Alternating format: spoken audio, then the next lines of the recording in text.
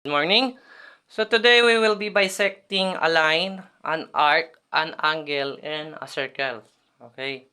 So pag sinabi nating bisect, mga anak, B-I-S-E-C-T, bisect, we are referring that we are dividing an object into two equal part. Okay. So, ang i-divide natin into two equal part ngayon is line, arc, angle, and circle. So, first thing first, gawin natin yung line. So, gagawa tayo ng line gagawa tayo ng horizontal line na with a measurement of 6 centimeters. So, mag-measure tayo ng 6. Ayan. Gawa ka ng 6 centimeter na line. So, we already have a 6 centimeter line. Ngayon, we will be bisecting that one. So, paano mo i-bisect yung line na yan? Pwede ang ruler. So, kukunin mo lang yung kalahati nung 6, which is 3 centimeter. Pero what if there is no ruler? So, we will be using compass. Gagamit tayo ng compass para ma-bisect natin itong line na to. Okay, so paano? Yung tip ng compass, this one, we will place this tip dito sa end ng line. And then, yung lapis, spread mo more than half nung line. Sobra sa kalahati nung line, And then, we will create an arc sa taas and another arc sa baba. Okay? Gagawa ka ng arc sa taas, gagawa ka ng arc sa baba. Okay? Tapos, ililipat mo itong tip ng compass dito sa other end ng line. Tusok mo dyan, without changing the distance of the compass, hindi binabago yung distance ng compass, Gawa ka ulit ng arc sa taas, arc sa baba. Okay?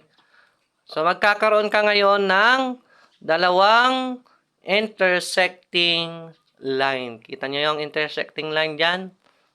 Okay. Magkatapat yung dalawang intersecting line na yan. I-connect mo. Just connect it. You have already bisect the 6 centimeter horizontal line. Okay. That is how you bisect a line. Now, we will be bisecting an angle. So, angle. Specifically, gagawa tayo ng angle. Siyempre, wala akong protractor. So, gagawa lang ako ng right angle. So, pag sinabi nating right angle, 90 degrees yun, Okay, gawa tayo ng vertical line. And then, of course, horizontal line. Ayan. So, meron na tayong right angle.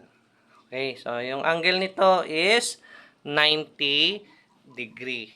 Okay, so paano natin i-bisect? Pag binisect natin yung right angle na yan, we will form a two congruent angle. Ibig sabihin, makakagawa tayo ng dalawang magkasing measure na angle. Probably 45 degree each. Okay, so paano? We will be using again the compass. Yung tip of the compass, you will place that on the vertex or the end point of the angle. And then gagawa tayo ng arc diyan sa other side ng angle na 'yan, yung vertical line. Gagawa ka without changing the distance of your compass. And then gawa ka ulit ng arc dito sa horizontal. Yan. Without changing the distance of your compass. Pagkatapos, pagkagawa mo nung arc doon sa vertical line tas horizontal line, nagkaroon tayo ng intersecting line. Saan yung intersecting line? Ito. Tapos, ito. So, diyan natin ilalagay yung compass natin. Ilagay mo yung compass na yan. Gawa ka ng arc dito. Okay? Tapos, ililipat mo yung point ng compass doon sa intersecting line sa horizontal. Again, gawa ka ng arc dyan. Okay? So, nagkaroon ka ulit ng isa pang intersecting line. Ano? As you can see, yung intersecting point na yan, i-connect lang natin dito sa vertex ng angle natin. So, pag kinonnect mo yung dalawang yan, you already bisect the angle. Okay? So, nahati mo na yung angle. This is 45 degree, this is another 45 degree. That is how you bisect an angle. Okay, kahit acute angle pa yan, kahit obtuse angle pa yan, or straight angle, ganun pa rin ang process kung paano i-bisect yung angle. Ano? And next, we will be bisecting a circle. We will be bisecting a circle. Okay? Circle muna bago ang arc. O arc muna. Arc muna. Circle muna. So, paano mag-bisect ng circle? Siyempre, gagawa ka ng circle. Let's say, for example, we have a circle. Gawa tayo ng circle.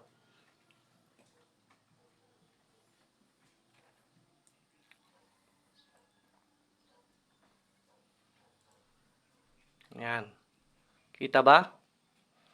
Ayan, kita. No? So, yan yung circle. Pagkatapos, okay, so, hahatiin mo yung circle na yan. Yan.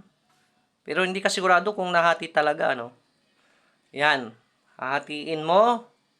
Gawa ka ng line dyan. Vertical line, horizontal line. So, magkakaroon ka ng intersecting point doon sa other ends ng circle. So, gagamit ka ulit ng compass. You will place the point of the compass here. Doon sa intersecting line, doon sa intersecting point ng circumference tas ng horizontal line. Gawa ka ng, spread mo yung compass. Gawa ka ng arc dyan sa taas. Another arc sa baba. Okay. Lipat mo. Kung ano yung ginawa mo doon sa kabila, ganun din ang gagawin dito sa kabila. Lipat mo yung tip of the compass here. Gawa ka ng arc dyan, tapos arc sa baba. Okay. So, magkakaroon ng dalawang intersecting point. Connect mo lang yung dalawang intersecting point na yon. You already bisect the circle. So, ganun lang po. Ganun po lang po mag-bisect. So, nahati na yung circle. Ano? Next is how to bisect an arc. Okay, let's say for example, gagawa ka ng arc. Kung paano mag-bisect ng line, ganun din sa arc eh. So, gagawa ka lang, halimbawa, gawa tayo ng arc niyan. Tuway compass mo, Jill. Puter. Okay, halimbawa, gagawa ka ng arc. So, let's say for example, we will create an arc. Tapos, kung gusto mo makuha yung kalahati niyan, ano? Yan. Yan. Okay. So, actually, kung paano binisect yung line, ganun din ang pag-bisect ng arc. Yan. Meron na tayong arc, ano? Doon sa end ng arc, you will place your compass there. Dito sa end. Tapos, spread mo. Gawa ka ng arc dito. Gawa ka ng another arc sa taas. Okay? Gawa ka ng arc sa dito. Gawa ka ng arc again dito. Tapos, ilipat mo itong tip ng compass dito sa other end ng arc. Ganon din. gawa ka, without changing the distance of your compass, gawa ka ng arc sa baba, gawa ka ng arc sa taas. So, hindi nag-intersect yung dalawang arc natin, ano? Ayan. Hindi nag-intersect. So, ibabalik ko to dito para mag-intersect yan. Ayan. Nag-intersect na, no? So, pagkagawa mo ng mga arc, magkagawa ka ng dalawang intersecting point. Connect them. You have bisect. You already bisect the arc. So, nahati mo na yung arc niyan. Ayan. Nahati na yung arc. Nahati mo na yung arc into two equal part. Okay, so ito mga anak, kasali yan sa periodic test at unit test, ano? Kaya dapat alam nyo mag-bisect ng arc, ng angle, ng line, at ng circle. Ano? Ulit-ulitin nyo na lang tong video. Goodbye!